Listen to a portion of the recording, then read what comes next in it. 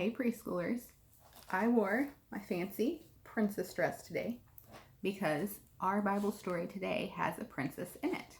And this is actually a story that I think we did way back in January, maybe even before that. I can't remember for sure. And I'm going to see if you remember it. It's in the book of Exodus, so that's the second book of the Bible, in chapters 1 and 2. And it is called Nobody Knew But God. And it's about Miriam and baby Moses. So we're going to find out how God takes care of them in this story today. Long ago, in a land of great wonders, lived a Hebrew girl named Miriam. Egypt was filled with Hebrew people, but they were not welcome there. The Egyptians made life hard for them. Pharaoh, the Egyptian king, was worried. There are too many Hebrews, he said, and they are more mighty than we are. What if there's a war? The Hebrew people might fight us. So Pharaoh put slave drivers over the Hebrews and forced them to do back-breaking work. Pharaoh didn't know it, but the harder he made the Hebrews work, the stronger they grew, and God blessed his people with more and more children. God was taking care of his people. But when Pharaoh saw the slaves were having more children, he thought of a terrible plan.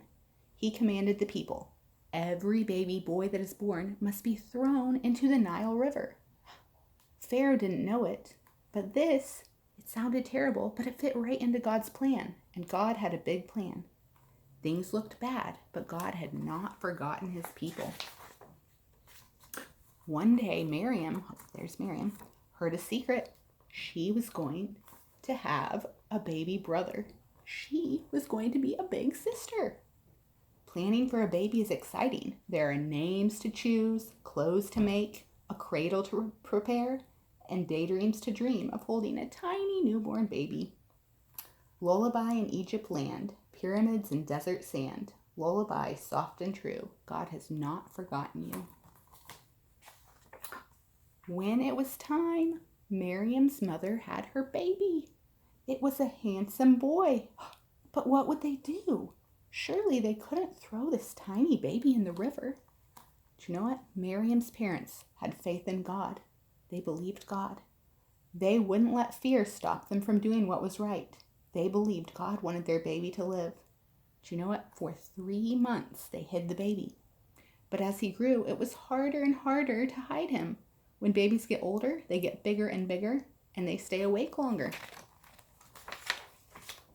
What do you do to keep a baby quiet? You walk him, and rock him, and feed him, and burp him, and change him, and jiggle him, and play with him, and sing to him. Being a big sister or brother is a lot of hard work. I know some of you are big brothers and sisters. Do you know what? One day, Miriam's mother knew she could not hide her baby any longer. Oh my goodness, he was getting so big. She had to take him someplace safe. So she took a sturdy basket and coated it on the inside and outside with tar. The tar filled in the cracks. When it was dry, the basket was watertight. It would not leak. Miriam's mother gently placed the baby into the basket and covered him. Then she and Miriam took him to the river. You know what? I found a big basket for this baby. Look at that. They made a big basket, kind of like this, that would float. They put the baby in the basket. They covered him all up with his blankets, so he was nice and safe. But then they just put him in the river. What was going to happen? They placed him in the water. The reeds and the river grasses kept him from floating away. Then the baby's mother did something that was very hard for a mother to do. She turned and walked away from her baby.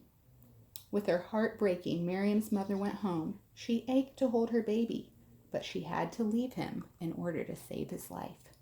She didn't know it, but she would have her son back soon. You know what? Miriam did not go home. She stayed to see what would happen.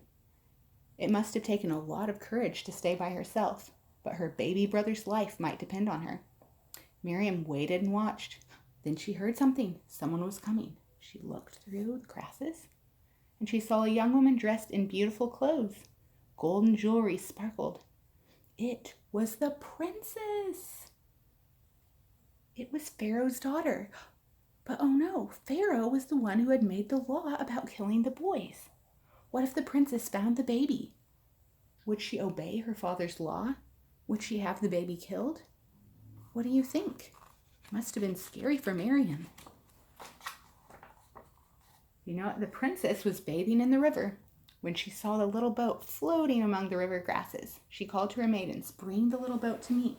So they got the boat. They brought it to her. She opened the basket. Oh no, she heard the baby crying. Poor baby. She picked him up.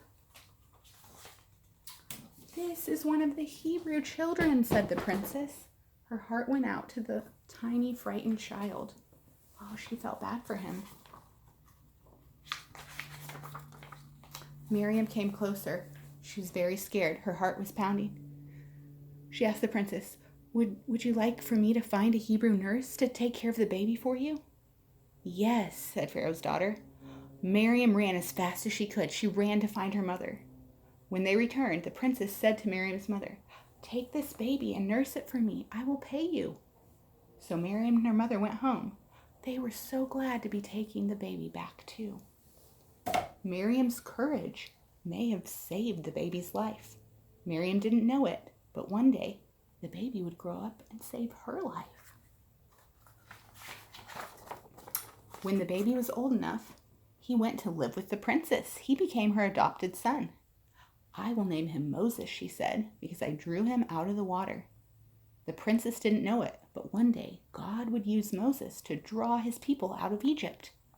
Pharaoh didn't know his evil plans would help God's people, but God knew. God knows everything.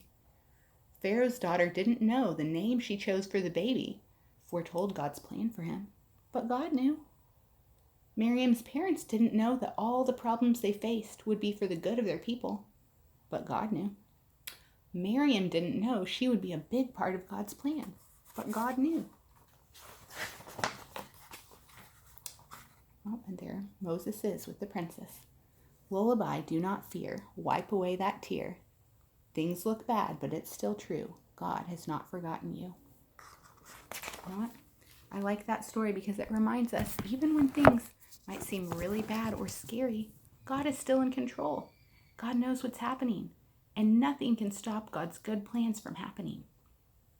So, I hope you remembered that Bible story from when we did it before, and I hope you think about that and think about how God takes care of us no matter what.